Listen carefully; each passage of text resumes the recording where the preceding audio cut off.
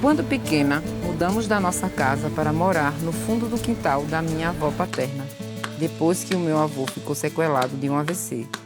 Ele negociava com madeiras, tinha telhas também. Nós sempre inventávamos brinquedos com o que tínhamos ao nosso redor.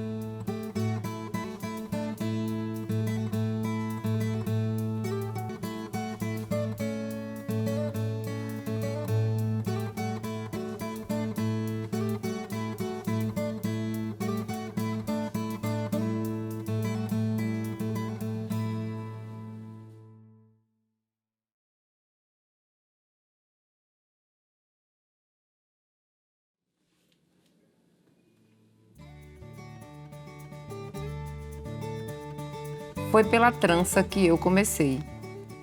Teci uma trança grande, depois puxava o fio que ficava todo cheio de voltas e era tão gostoso desmanchar e achava bonito o jeito que a linha ficava quando puxava para desfazer a trança. Brincava de fazer e desmanchar. Me lembrava cabelos cacheados.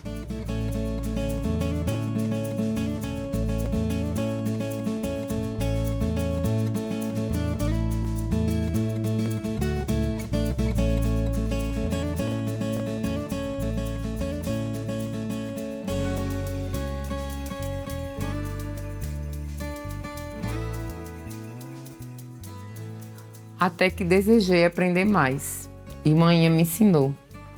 Minha vida seguia com a rotina de brincar, ir à escola, brincar com a minha irmã, com as minhas irmãs, com os meus primos. E quando a gente retornou para morar na nossa casa, Manhã descobriu que tinha uma escolinha que dava aula de artesanato. Ela nos matriculou lá e aí já o centro de artesanato era localizado no bairro Santo Antônio. O centro era frequentado por meninas de 9 até os 16 anos. E eu, sempre que voltava da escola, à tarde era o horário de ir para o centro fazer as aulas. E eu fiquei lá até os meus quase 16 anos. Boa tarde, tudo bom, Luísa? Tudo bem. Como é que está a senhora? Eu estou bem. E você? Eu também. Então, Vim aqui visitar e mostrar um pouquinho das coisas que eu aprendi com a senhora. muito bem. Seja bem-vinda. O Centro de Artesanato era uma instituição que acolhia crianças e adolescentes. E tinha como fundador o Padre Euclides. Luísa Pérez era coordenadora. Ela era uma mulher firme, inteligente. Nós a chamávamos carinhosamente de Tia Luísa. Ela ensinava várias técnicas de artesanato para a gente. Tinha o vagonete, o corte e costura, o crochê, e o crochê foi a minha paixão. E Tia Luísa, sempre que ela observava cada peça que a gente fazia, ela observava muito o acabamento. Ela olhava para o acabamento para depois olhar para a peça. Fiquei no centro dos meus 15 até mais ou menos os 16. E no final do ano, como se fosse o encerramento de curso, a gente participava de uma exposição. Tudo que a gente fazia de peças, a gente apresentava nessa exposição. Lá eu aprendi muitas técnicas. Tinha bordado manual, corte e costura, bordado em ponto cruz, em bordado quadriculado, pintura em tecido, macramê e o crochê. O crochê era uma paixão não compreendida ainda. Onde eu ia, eu lembro que nas minhas férias, quando eu viajava para a casa dos meus avós maternos, ele sempre estava comigo, do meu lado, né? Eu levava ele comigo e ainda não fazia ideia de empreender com ele. Era uma paixão que eu não compreendia e ele estava sempre comigo. Onde eu ia, eu levava. Aprendi novos pontos de crochê com Edinalda. Foi no ano de 1996 que ela resolveu empreender com a barraca de comida. próximo à minha casa. Então, às noites, eu ia para a barraca dela, aprender os pontos que eu ainda não sabia. Ela fazia um ponto na ocasião que me encantou. Ela chamava de lacinho de amor.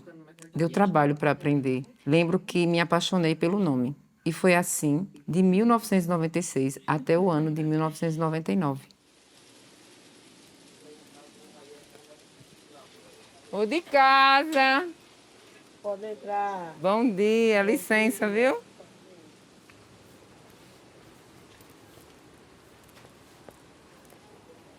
Ô de casa! Tudo bom? Ó, eu vim avisar a vacina das crianças, tá? Certo. Vai ser sábado, o dia todo, de 8 da manhã até as 5 da tarde. Tá certo. Leve as crianças e os cartões, tá bom? Certo. Tá, ok.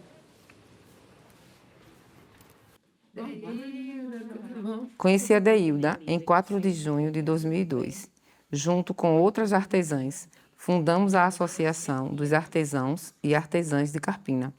Fiz parte da diretoria como secretária. A associação era voltada para a comercialização e cursos de artesanato. Ofertava pintura em tecido, crochê, tricô, ponto cruz, bordado em fitas e renascença. A sede era no bairro Santo Antônio. Durante o tempo em que a associação esteve ativa, ofertamos cursos, participamos da FENEARTE em parceria com a Prefeitura de Carpina. Encerramos a associação em 30 de setembro de 2015.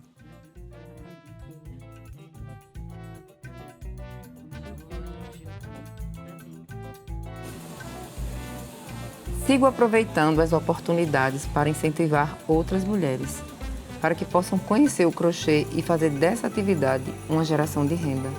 Desde então, o crochê me acompanha. Não tem um lugar em que vá que não leve comigo fios e agulhas.